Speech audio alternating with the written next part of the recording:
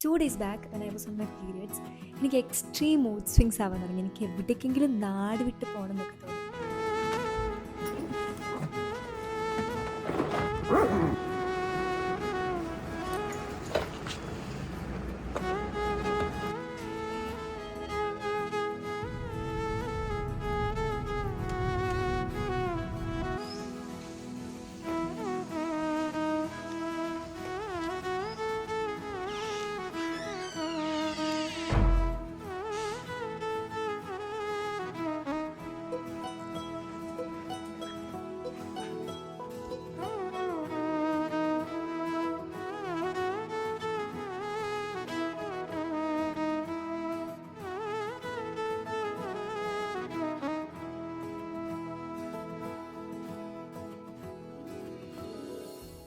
കഴിഞ്ഞൊരു 3 weeks ആയിട്ട് എനിക്ക് ലേബർ റൂം പോസ്റ്റിങ്സ് ആയിരുന്നു. സത്യം പറയുകയാണെങ്കിൽ ഞാൻ ഭയങ്കര ടയേർഡായിപ്പോയിരുന്നു ആ പോസ്റ്റിംഗ് കഴിയുമ്പോഴേക്ക്. ആൻഡ് അത് കഴിഞ്ഞതും നമുക്കിനി ഒരു 2 weeks കഴിഞ്ഞാൽ ഞങ്ങളുടെ ഫസ്റ്റ് ആവറേജ് എക്സാം വരാൻ പോവാണ്. സോ എനിക്ക് ശരിക്കും ഒരു 2 days ഒന്ന് മാറി നിന്ന് ഒന്ന് റിലാക്സ്ഡ് ആവണമെന്നുണ്ടായിരുന്നു.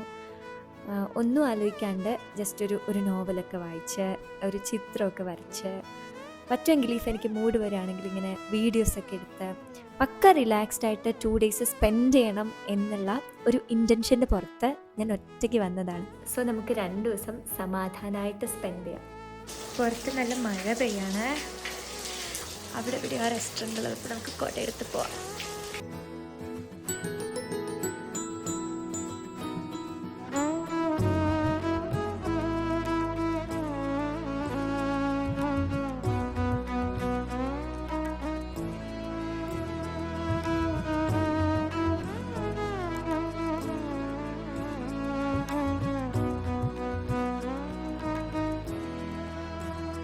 ഏറ്റവും മഴയില്ലെങ്കിൽ ഇവിടുന്ന് ക്യാമ്പ് ഫയർ ഒക്കെ ഉണ്ടാവുമെന്ന് പറഞ്ഞിട്ടുണ്ട്. ബാക്കി വന്ന ചിക്കൻ കറി പാഴ്സലൊക്കെ മേടിച്ച് തിരിച്ച് കയറിക്കൊണ്ടിരിക്കുക. ഞാൻ എൻ്റെ റൂമിലെത്തി. This is my room.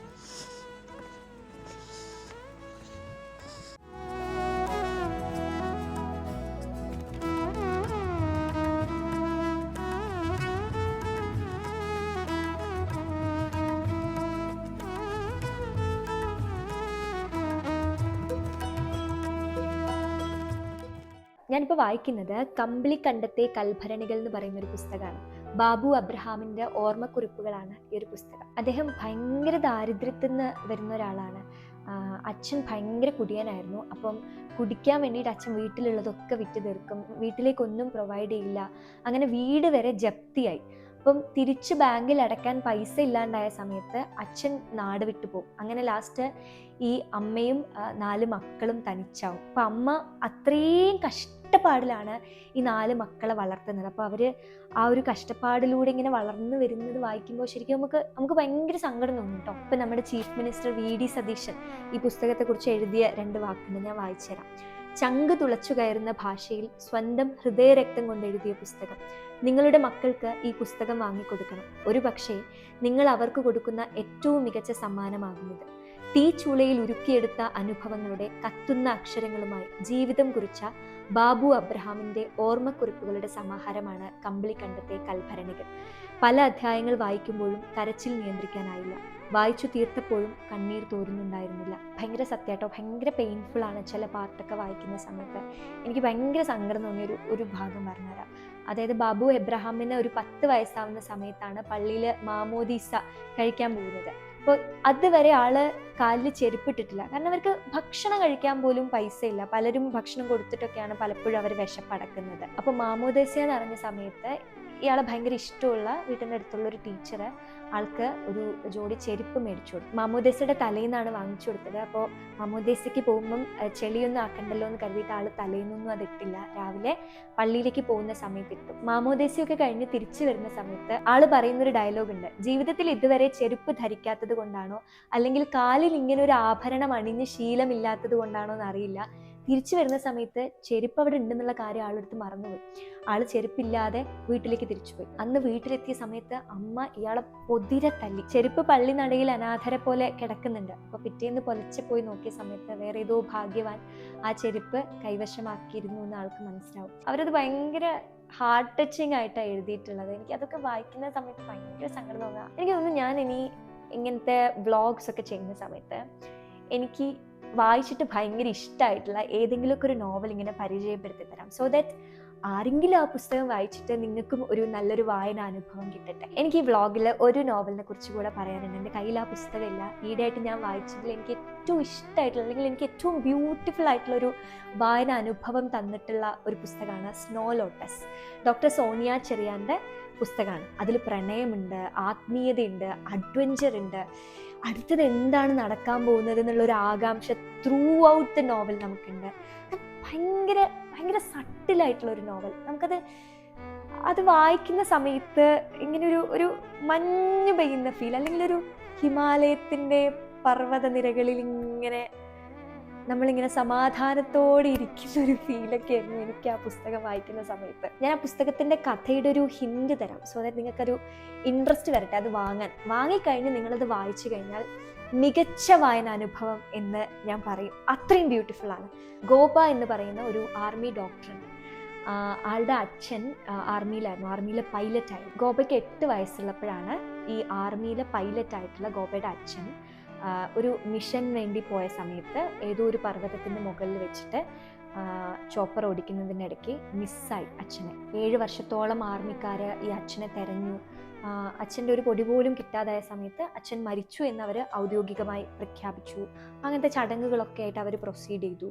എന്നാൽ ഗോപയ്ക്കും ഗോപയുടെ അമ്മയ്ക്കും ഉറച്ച വിശ്വാസമാണ് അച്ഛൻ മരിച്ചിട്ടില്ല. ഹിമാലയ പർവ്വതങ്ങളിൽ എവിടെയോ അച്ഛനുണ്ട്, ജീവനോടെ ഉണ്ട്, അച്ഛൻ തിരിച്ചു വരും, അച്ഛനെ എനിക്ക് കണ്ടെത്തണം. ഈ ഒരു ഒറ്റ ലക്ഷ്യത്തിലാണ് 8 വയസ്സുകാരി ഗോപ അവളുടെ ലൈഫ് അവൾ സെറ്റ് ചെയ്യുന്നത്. MBBS പഠിക്കുന്നു, ഉയർന്ന മാർക്കോടെ പാസ്സാവുന്നു, ആർമി ഡോക്ടർ ആകുന്നു, ദെൻ അതിൻ്റെ കൂടെ മൗണ്ടനിയറിങ് പഠിക്കുന്നു. എല്ലാ തരത്തിലും ഫിസിക്കലി അവൾ അച്ഛനെ കണ്ടെത്തുന്ന രീതിക്ക് തന്നെ സെറ്റാക്കാൻ വേണ്ടിയിട്ട് അവൾ എല്ലാ കാര്യങ്ങളും ചെയ്യുന്നുണ്ട്. ഇനി ഞാനൊന്നും പറയുന്നില്ല. ഈ ഒരു പുസ്തകം തുടങ്ങുന്നത് ഗോപ ഈ മിലിറ്ററി ക്യാമ്പിങ്ങിൻ്റെ ഏറ്റവും ഹയസ്റ്റ് പോയിന്റിലുള്ള ക്യാമ്പിൽ എനിക്കവിടെ പോസ്റ്റിംഗ് വേണമെന്ന് പറഞ്ഞ് ഒരു പോസ്റ്റ് വാങ്ങി പോകുന്നിടത്താണ്. അവിടെ തൊട്ട് ഗോപ അവളുടെ അച്ഛനെ അന്വേഷിച്ചുകൊണ്ടിരിക്കുകയാണ്. ആൻഡ് അതിൻ്റെ ഇടയ്ക്ക് ടിബറ്റൻ സന്യാസത്തെക്കുറിച്ച് പറയുന്നുണ്ട്. എന്ത് ബ്യൂട്ടിഫുൾ ആയിട്ടാണെന്നറിയോ ആത്മീയത കാര്യങ്ങളൊക്കെ അതിൽ ഡെപ്പിക്ട് ചെയ്യുന്നത്. ആൻഡ് പ്രണയം അത്രയും ബ്യൂട്ടിഫുൾ ആയിട്ട് നമുക്കിങ്ങനെ വായിക്കുന്ന സമയത്ത് we can feel what she is feeling. എല്ലാം ഭയങ്കര ബ്യൂട്ടിഫുൾ ആണ്. You guys should read this book. ഞാനിപ്പോൾ ഫുഡ് മേടിക്കാൻ വേണ്ടിയിട്ട് താഴെ പോയിട്ടോ. അപ്പോൾ ഇവിടെ ക്യാമ്പ് ഫയറും എല്ലാവരും ഒന്നിച്ചിരുന്ന് ഗ്യാതറിംഗ് ഒക്കെ നടന്നുകൊണ്ടിരിക്കാം.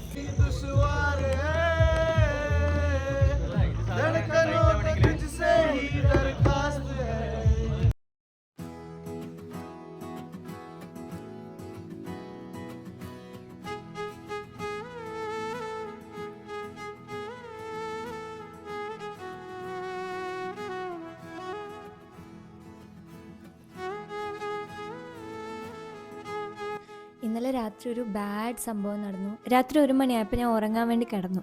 അപ്പോൾ ആ ടൈമിൽ പുറത്ത് ഭയങ്കര ശബ്ദം കേൾക്കുക. അപ്പോൾ എനിക്കത് ഡിസ്റ്റിങ്വിഷ് ചെയ്യാൻ പറ്റുന്നില്ല. ആ ഒരു സൗണ്ട് ആരെങ്കിലും വന്ന് നോക്ക് ചെയ്യുന്നതാണോ, അല്ലെങ്കിൽ വയനാടാണല്ലോ, അപ്പോൾ നല്ല കാറ്റും മഴയൊക്കെ ഉണ്ടാവില്ല, അപ്പോൾ കാറ്റിൻ്റെ ശക്തിയിൽ എന്തെങ്കിലും ശബ്ദം കേൾക്കുന്നതാണ്. അപ്പോൾ ആദ്യമൊക്കെ ഞാനത് കെയർ ചെയ്യാണ്ടിരിക്കാൻ നോക്കി. പക്ഷെ പിന്നെ എനിക്കിങ്ങനെ ടെൻഷൻ കയറി വരും. ഒരു 5 to 10 minutes ഞാൻ അധികം മൈൻഡ് ആക്കില്ല. പിന്നെ ഈ ശബ്ദം ഇങ്ങനെ കൂടി വരാൻ തുടങ്ങി. then I call my friend അന്ന എൻ്റെ കൂടെ വാട്സപ്പ് വീഡിയോ കോളിൽ നിന്ന് ഞങ്ങൾ ഗാർഡിനെ വിളിച്ചു. അതിൽ താഴെ റിസപ്ഷനിൽ വിളിച്ചു. ഗാർഡ് വന്ന് നോക്കുമ്പോൾ പുറത്തൊരു ശബ്ദവുമില്ല. പുറത്ത് ആരുമില്ല. പക്ഷേ ഗാർഡ് തിരിച്ചു പോകുന്ന സമയത്ത് വീണ്ടും അപ്പുറത്തെ ജനലിൽ നിന്നൊക്കെ നോക്കിങ് ശബ്ദം കേൾക്കുക. അപ്പം ഉറപ്പായിരുന്നു ആരോ വന്ന് നോക്കിയായിരുന്നു. മേ ബി ഞാൻ ഒറ്റയ്ക്ക് ഫുഡ് കഴിക്കാനൊക്കെ പുറത്ത് പോകുമ്പം ആരെങ്കിലും ചിലപ്പോൾ കണ്ടിട്ടുണ്ടാകാം ഒറ്റയ്ക്കാണ് നിൽക്കുന്നതായിരുന്നു. പക്ഷെ എനിക്ക് ഇന്നലെ രാത്രി ഞാൻ ഫുൾ കരയായിരുന്നു. ഒരു രാത്രി 1:15 തൊട്ട് 2 മണി വരെ ഞാൻ അണ്ണനെ വിളിച്ച് വീഡിയോ കോളിൽ കരച്ചിട്ടായിരുന്നു. എനിക്ക് പക്ഷേ ഭയങ്കര സേഫ്റ്റി കൺസേൺസ്. എനിക്കിനി ഇവിടെ നിൽക്കാൻ പറ്റുന്നൊന്നുമില്ല. സമാധാനത്തിന് വേണ്ടി വന്നിട്ട് ലാസ്റ്റ് ഉള്ള സമാധാനം പോയ അവസ്ഥയെ. ഞാൻ അപ്പം ഇവിടെ ചെക്കൗട്ട് ചെയ്തിട്ട് വേറൊരു റിസോർട്ടിലേക്ക് പോകാൻ നോക്കുക. ശരിക്കും ഗേൾസിന് എന്തൊരു കഷ്ടമല്ലേ. ഇപ്പം എൻ്റെ സ്ഥാനത്തൊരു ബോയ് ആയിരുന്നെങ്കിൽ first of all may be ഇങ്ങനെ നോക്കിങ് പോലും ഉണ്ടാവില്ല. ഇനി ഈവൺ ഇഫ് നോക്ക് ചെയ്താൽ പോലും ആൾക്കങ്ങനെ പേടിക്കാനൊന്നും ഉണ്ടാവില്ല. ആൾക്ക് പുറത്തിറങ്ങി നോക്കാനുള്ളൊരു ധൈര്യം ഉണ്ടാവും. പക്ഷേ എനിക്ക് പേടിയാണ്. അയ്യോ, ഞാനിതുപോലെ സീരിയസ്ലി ഞാൻ കുറേ ട്രിപ്പൊക്കെ, ഇൻ്റർനാഷണൽ ട്രിപ്പൊക്കെ എനിക്ക് സോളോ പോകണം എന്നൊക്കെ ഇങ്ങനെ പ്ലാൻ ചെയ്യും. ഭയങ്കര പ്ലാനിങ് ആണ്. പക്ഷെ എനിക്ക് അറ്റ് വൺ പോയിന്റ്, ആ ഒരു എക്സിക്യൂട്ട് ചെയ്യാൻ പോകുന്ന പോയിന്റിൽ എനിക്ക് സേഫ്റ്റി കൺസേൺസ് വരും. വാട്ട് ഇഫ് എനിത്തിങ് ഹാപ്പൻസ്, ഒറ്റയ്ക്കാണെങ്കിൽ ക്യാൻ ഐ സർവൈവ്, അങ്ങനത്തെ പേടി. ഞാനെല്ലാം പാക്ക് ചെയ്തു, പോകാൻ വേണ്ടി റെഡിയായി. സത്യം പറയുകയാണെങ്കിൽ എനിക്ക് ഭയങ്കര ഇഷ്ടമാണ് ഈ ഓൾഡ് വിൻറ്റേജ് വൈബ്. ഞാനിപ്പോൾ നിൽക്കുന്ന സ്റ്റേ എന്ന് പറയുന്നത് ഭയങ്കര ഓൾഡാണ്. ഇതിലൊരു റിവ്യൂവിൽ വായിച്ചതാണ്, എന്തോ പണ്ട് ഈ തേയില തൊഴിലാളികൾക്ക് വേണ്ടിയിട്ടുള്ള ഒരു ഹോസ്പിറ്റൽ അവരത് റെനോവേറ്റ് ചെയ്തൊരു സ്റ്റേ പോലെ ആക്കിയതാണ്. അപ്പോൾ എനിക്ക് എന്താ ഇതൊക്കെ നോക്കി എനിക്ക് ഇങ്ങനത്തെ വിൻഡോസൊക്കെ ഭയങ്കര ഇഷ്ടം. പക്ഷേ ഈ വിൻഡോ എനിക്ക് ഇന്നലെ രാത്രി ടെൻഷനായിരുന്നു. ബിക്കോസ് ഇത് ജസ്റ്റ് ഭയങ്കര ട്രാൻസ്പെറൻ്റ് ആണ്, ഇതിലൊരു ഗ്രില്ല് പോലും ഇല്ല. അപ്പോൾ ഇപ്പം എനിക്ക് മനസ്സിലായി safety is more important than the aesthetics.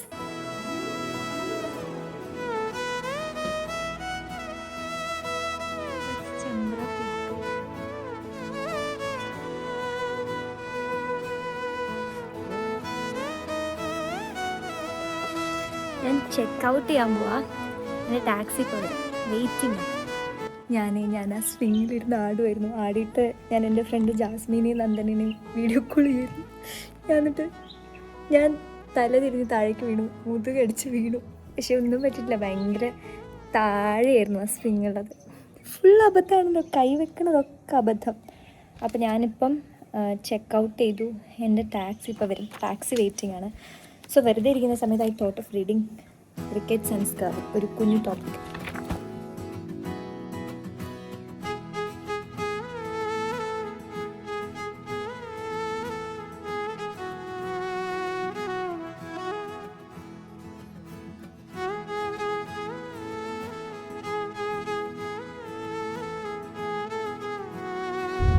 ഇനി ഞാൻ പോകുന്ന റിസോർട്ട് ഒരു കാട്ടിൻ്റെ ഉള്ളിലാണ്. അപ്പോൾ നമ്മുടെ പ്രൈവറ്റ് വണ്ടിക്ക് അങ്ങോട്ട് ഡയറക്റ്റ് പോകാൻ പറ്റില്ല. ലക്കിഡിൽ അവരുടെ പാർക്കിംഗ് പോയിന്റിൽ എത്തിയതിന് ശേഷം അവരുടെ ജീപ്പ് നമ്മളെ കൂട്ടിക്കൊണ്ടുപോവുക ചെയ്യാം. നമ്മൾ കാട്ടിൻ്റെ ഉള്ളിൽ കൂടെ പോയിക്കൊണ്ടിരിക്കും. പക്ക ഓഫ് റോഡാണ്.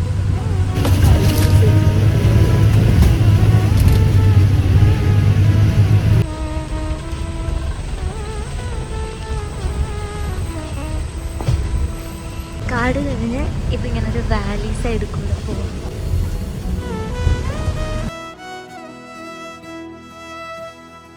ഞാൻ ഫുഡ് ഓർഡർ ചെയ്തിട്ട് വെയിറ്റ് ചെയ്യാം.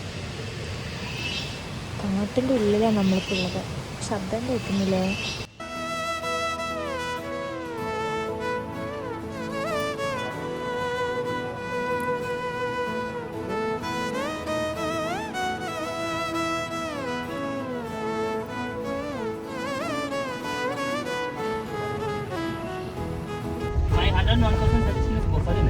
ഓക്കെ, അവർ ആക്ച്വലി എന്നൊരു വാനിൽ കൊണ്ടുവന്ന് ഇവിടെ ഇറക്കി. എന്നിട്ട് ഇതാണ് എൻ്റെ റൂം. നമുക്ക് അങ്ങോട്ട് പോകാം.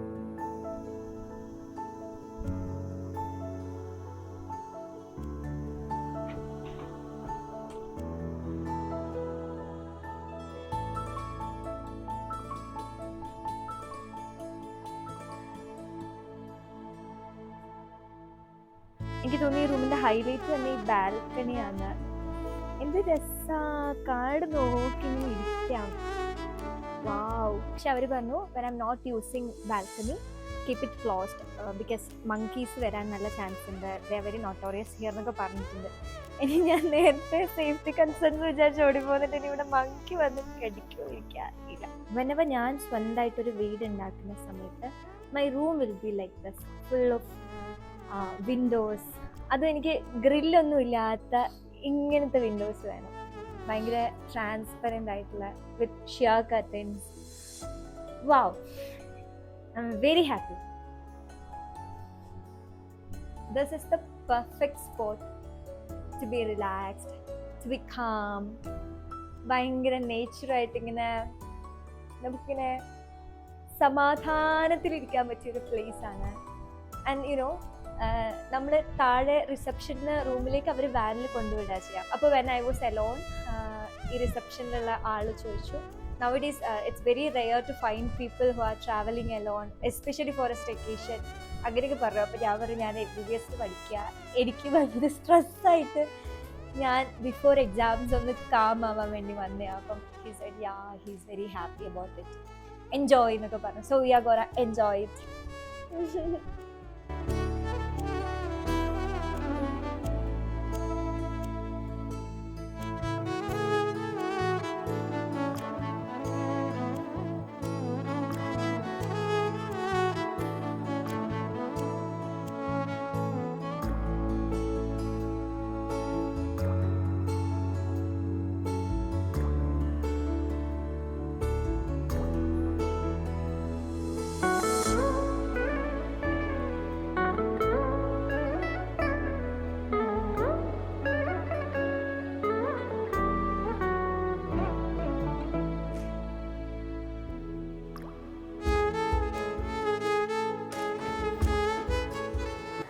Take a bath.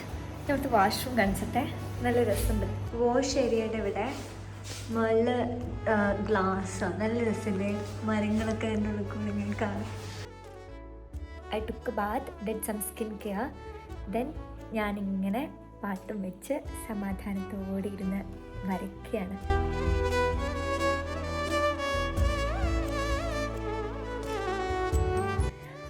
വരച്ചിട്ട് ഓൾമോസ്റ്റ് വെറുതെ ഞാൻ പെൻസിൽ കൊണ്ടൊരു സ്കെച്ച് വരച്ചു.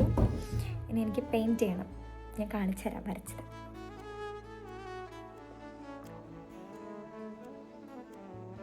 ഇനി ഇത് പെയിൻറ്റ് ചെയ്യണം.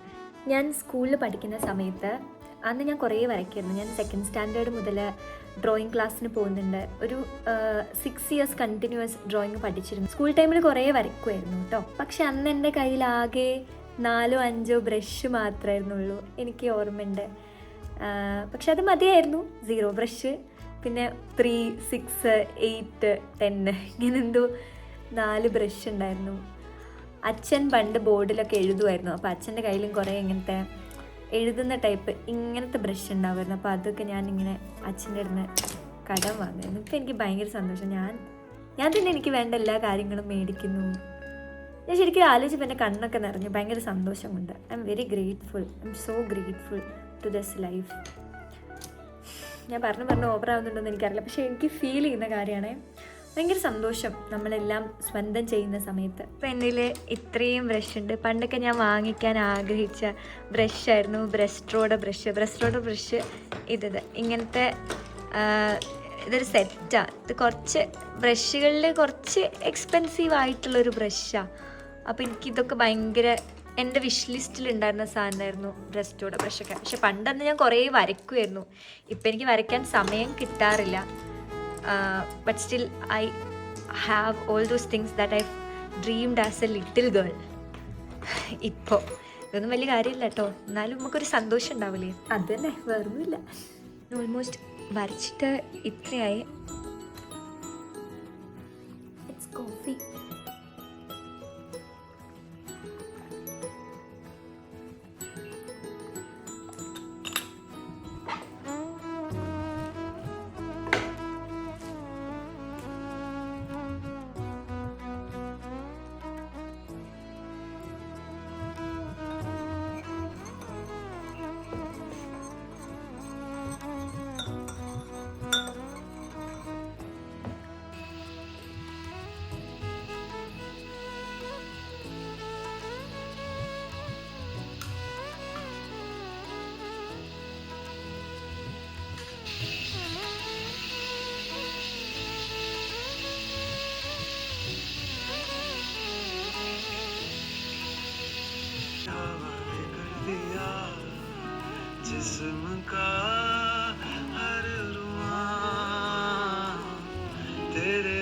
എനിക്ക് വരച്ചിട്ട് മടുത്തു. ചിത്രമൊക്കെ കൊള്ളായിപ്പോയി. ഞാൻ നിർത്തി വരയ്ക്കുന്നത്. ഞാൻ കിടക്കുക. ബാക്കി പിന്നെപ്പേലും വരയ്ക്കാതെ കാണിക്കാനും പോലും കൊള്ളില്ല, അത്രയ്ക്ക് കൊള്ളായിപ്പോയി. If I complete that painting എന്നിട്ട് ഞാനത് മര്യാദയ്ക്ക് കാണിച്ചു തരാം. ഇപ്പം ഇങ്ങനെ സൈഡിൽ നിന്ന് കണ്ടോ, അത്രയേ കൊള്ളുള്ളൂ. അത് ഒന്നും ആയിട്ടില്ല കേട്ടോ. ഫുൾ ക്യാൻഡിൽസ് ഒക്കെ കത്തിച്ച് വെച്ചു. ഒറ്റയ്ക്ക് ക്യാൻഡിൽ ലൈറ്റ് ഡിന്നർ കഴിക്കുന്ന ഞാൻ. പക്ഷെ അവിടെ ശരിക്കും കുറേ കപ്പിൾസൊക്കെ അല്ല, കുറേ ഇല്ല. ഞാൻ ഓർഡർ ചെയ്ത സൂപ്പ് വന്നു.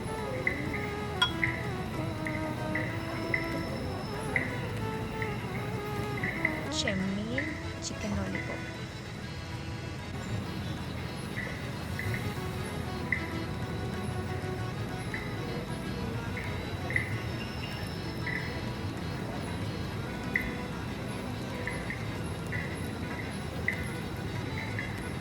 Then we had a nature walk. ഒരു നാച്ചുറലിസ്റ്റ് നമ്മളെ ഗൈഡ് ചെയ്യാനുണ്ടാവും.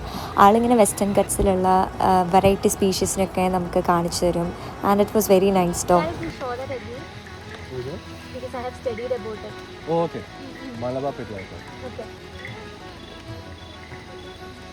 ഞാൻ എൻ്റെ ഫോറൻസിക് ടോക്സിക്കോളജിയിൽ പഠിച്ച പാമ്പ് മലബാർ പെറ്റ് വൈറ്റ്. So you can see that pit-like structure. Yeah. Yeah. Oh. The dorsal part will become more prominent. Oh, okay. Like normal viper പോലെ ആവോ? Yeah.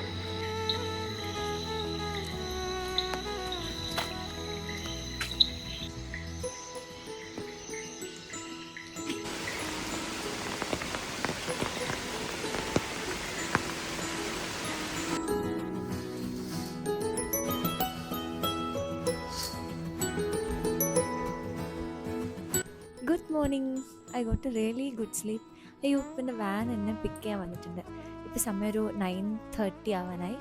ആൻഡ് ബ്രേക്ക്ഫാസ്റ്റ് കഴിക്കാൻ വേണ്ടിയിട്ട് എനിക്കിപ്പോൾ താഴെ റിസപ്ഷനിലോട്ട് പോകണം.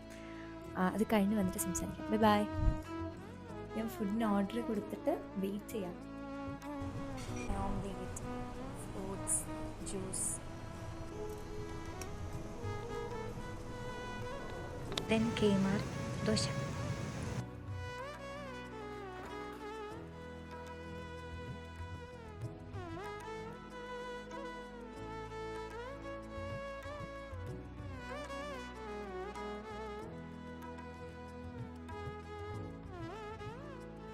ഞാൻ പഠിക്കുന്നത് നിർത്തി. എനിക്ക് മടുത്തു. എനിക്ക് പഠിക്കാൻ പറ്റുന്നില്ല. ഇവിടെ ഇപ്പോൾ 12 മണിയുടെ ഉള്ളിൽ എനിക്ക് ചെക്കൗട്ട് ചെയ്യണം. ഇപ്പം സമയം 11 മണിയായി.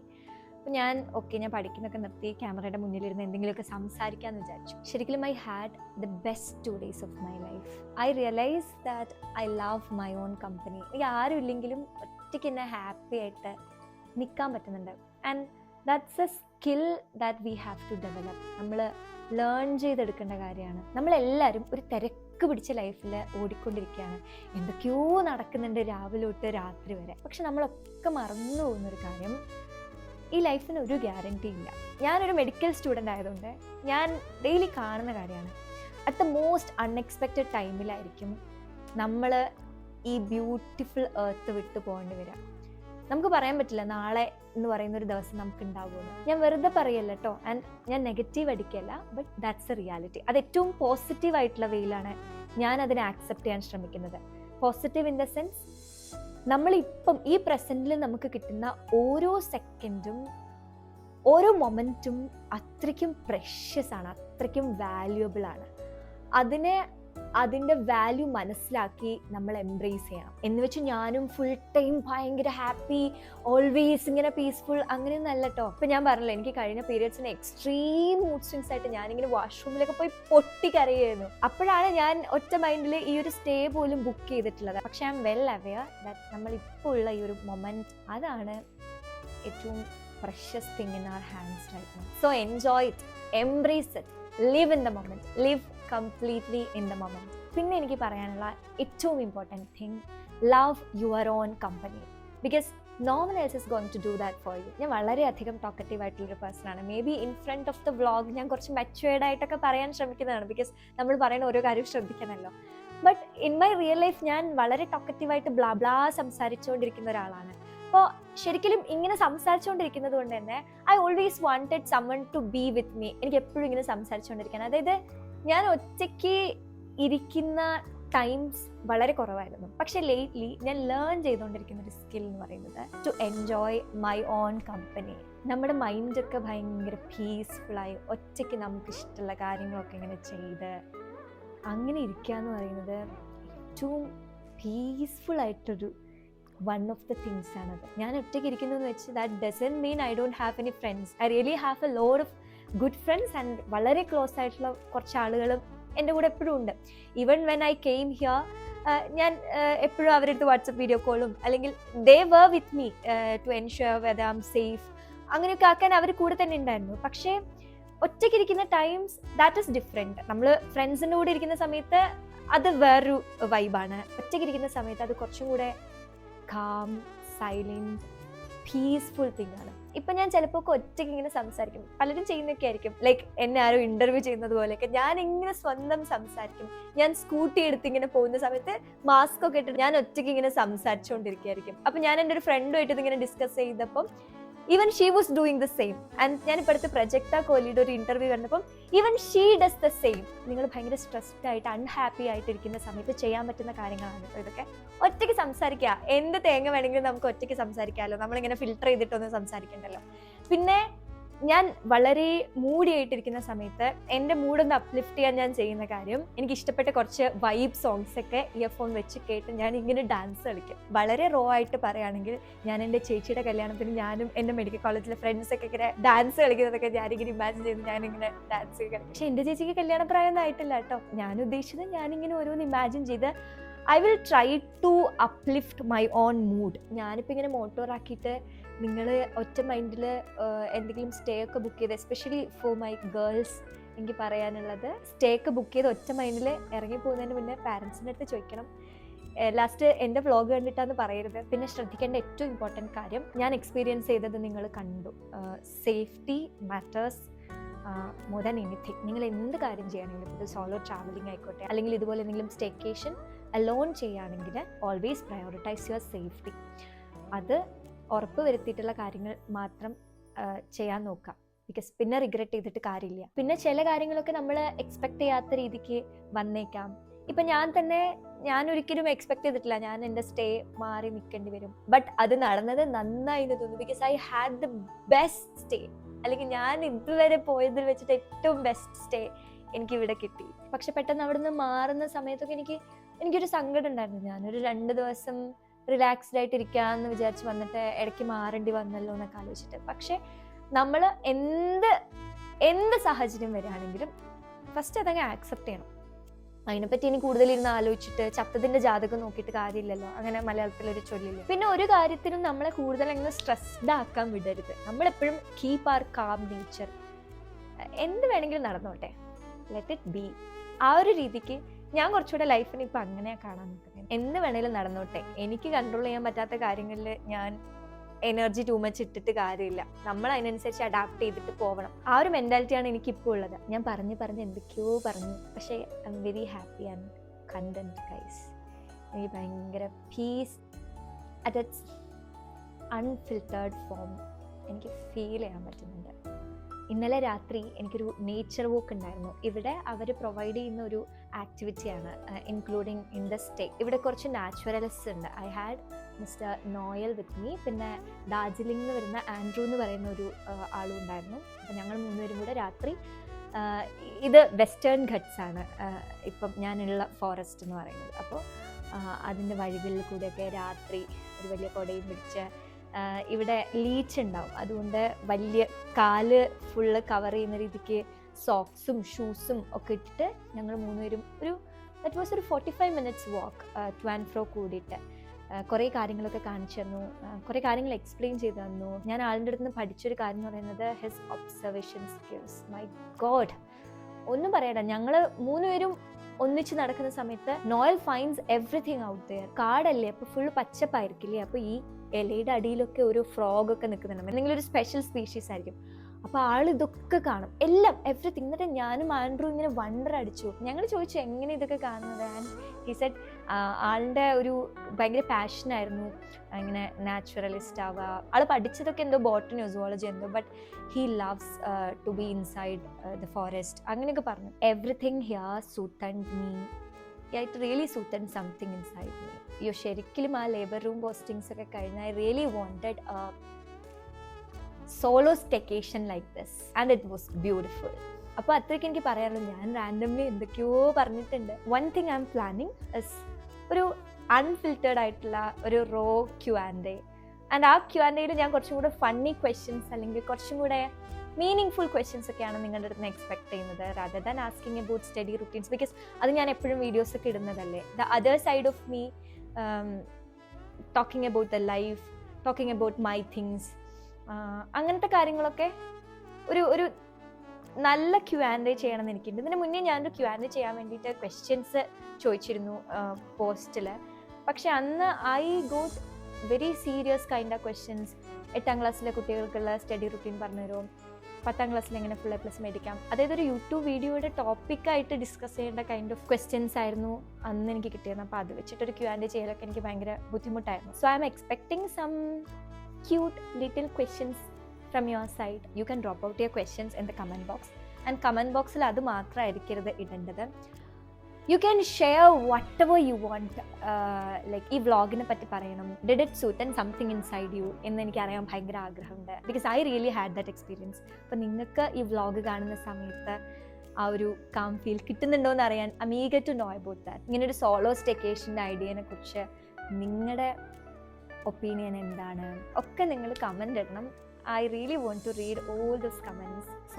സംസാരിച്ച് സമയം ഇപ്പോൾ 11:35. എനിക്ക് 12 മണിയാകുമ്പോൾ ചെക്കൗട്ട് ചെയ്യണം. ആക്ച്വൽ ചെക്കൗട്ട് ടൈം 11 o'clock ആണ്. പക്ഷെ ഞാൻ അവരുടെ അടുത്ത് 1 hour കൂടെ എക്സ്റ്റെൻഡ് ചെയ്യുമെന്ന് ചോദിച്ചിട്ട് സമ്മതിച്ചത്.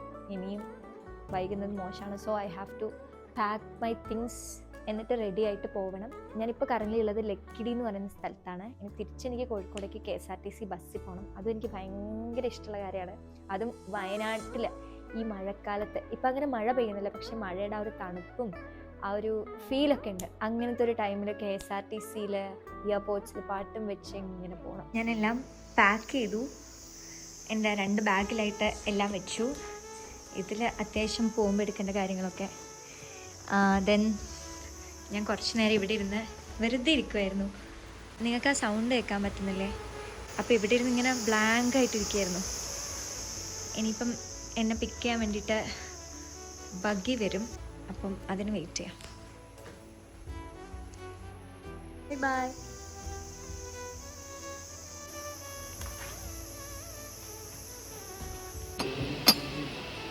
Fortis Hotel, Hospital. I'll show you my friend. That's him. Oh, nice. Delhi. Oh, in Google.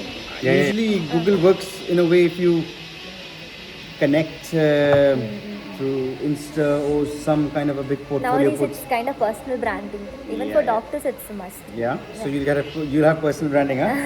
I already Nice, have a nice. YouTube channel. Yeah. Yeah. YouTube channel. Yeah. Guys, this is Andrew from Darjeeling. Say hi to my subscribers. Hi, people. Basically, the lecture people are from the high ends of the Himalayan region, which is Sikkim, correct? Oh. And basically, they are an indigenous tribe of Sikkim, first settlements. And plus, they're mostly into nature, so there is no god. But mostly now, Nature is the god. Nature is god for them. Oh. So basically, they worship the rivers, they worship the forests, they worship the mountains because of all what it provides to them. So hence, nature is god for the lecture people. Okay, thank you.